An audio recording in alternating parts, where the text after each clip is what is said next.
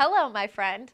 Today I'm going to talk to you about a few surprising things I learned in film school that I apply every day that help me make better, more interesting videos.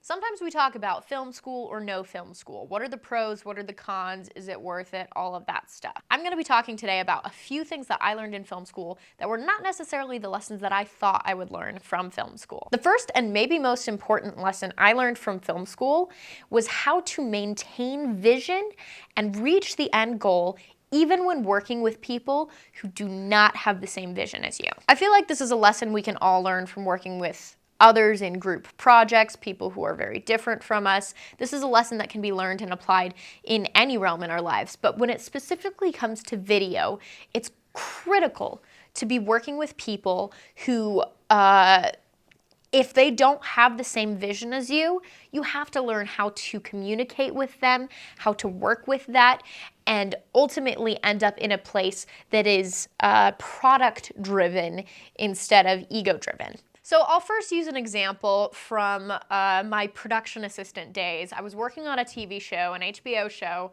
with some pretty top-tier A-list actors. And I'm not gonna name names. I don't think I signed an NDA, but I'm not gonna name names. This one actor in particular was abhorrent. Most of the A-listers I've worked with have been absolutely wonderful, but this individual, I would literally be this far apart. You're me. This person would whisper to their assistant. Their assistant would then talk to me, and then I would have to speak the message to the assistant, and then the assistant would whisper to this person. They were the worst. And even the director and the producer were having a very difficult time trying to get a performance out of this person who was so finicky about everything. And ultimately, at the end of the day, we could sit there and judge this person as much as we wanted, like, wow, they think they're special. But we were all on the same page.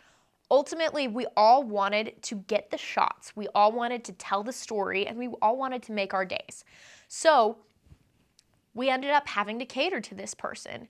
Does that take a hit to the ego? Maybe, but when it comes down to it, you're looking for a product, you're looking for an end goal, you're looking for a vision.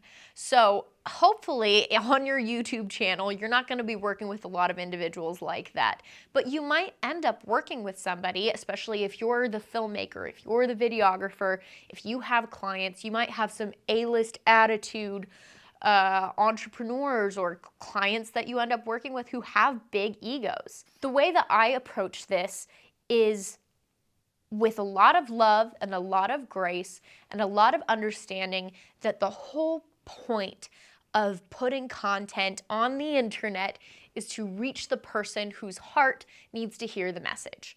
So even if you're working with people who might not see eye to eye with you, if the goal and the intention is always vision focused, audience focused, final product focused, you're going to be able to find a way that's authentic to you to complete the task, to get that product and make a great video. The second lesson that I learned in film school that I apply to everything I create is theme versus agenda. What I mean by this is it's easy as a creator with a message of your heart to want to reach somebody else's heart with your message. But if you're creating content with the goal of driving that message in with an arrow, you're probably not going to actually reach your audience. There's a big difference between offering your ideas, offering the messaging, and allowing the overarching themes to exist within that versus saying, this is the truth, this is how you need to believe, I am right, I am your teacher, I am your prophet, and I have all the information and wisdom that you need, and if you're not subscribing to this, you're missing out. Our world is filled with sales tactics. Our world is filled with that. If you're not on this train, you're gonna miss out.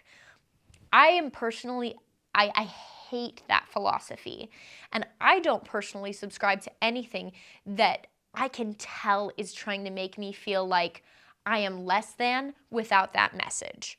So be really careful in your messaging. Offer your messages and your words as a gift with the hope that it is received by the ears that will receive it. Remember that as important and critical as your message may be to you and to others, no one is going to receive it if they feel like they're going to be slammed over the head with it. This is what I learned in my writing classes and in my film analysis classes in film school. We watched the differences between really beautiful films that had overarching themes and messages and lots of little drops of inspiration or wisdom or guidance. Good stuff all throughout these films. And then we watched or talked about certain films that it was like slam me in the face with the message you're trying to get across. It's not coming across as like light themes sprinkled in. It's like, this is the message, this is the theme. So, themes versus agenda. Offer your message as a gift and hope that it will be received.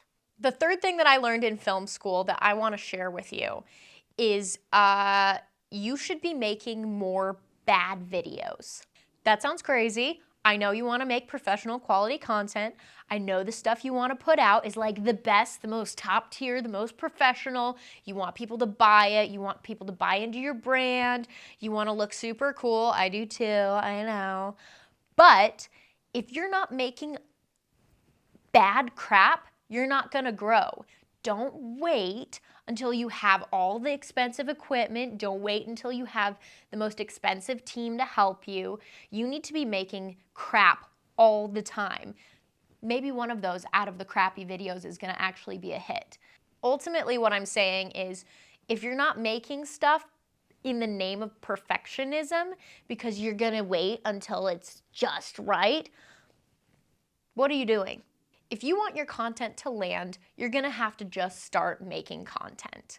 That means a lot of it is gonna be pretty crappy. Maybe it won't be, I don't know. Maybe you're a genius right out of the gate and you know how to just make it hit. But for most of us, there's a learning curve. Maybe you're gonna just start with your phone. Maybe you're gonna start with sitting in your car because the audio and the lighting automatically sound a little better in your car. Who knows?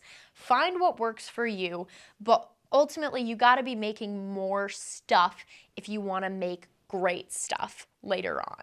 So those are 3 unconventional lessons that I learned in film school that help me make better videos in my day-to-day life. If you wanna watch more videos where these kinds of concepts are applied, be sure to subscribe to our channel. We have a lot of content about how to make better videos, how to make more videos, how to optimize your YouTube channel, gain more subscribers, all that stuff. Thanks for watching. We're your video allies. You've got this, we've got your back, and we can't wait to see what you create.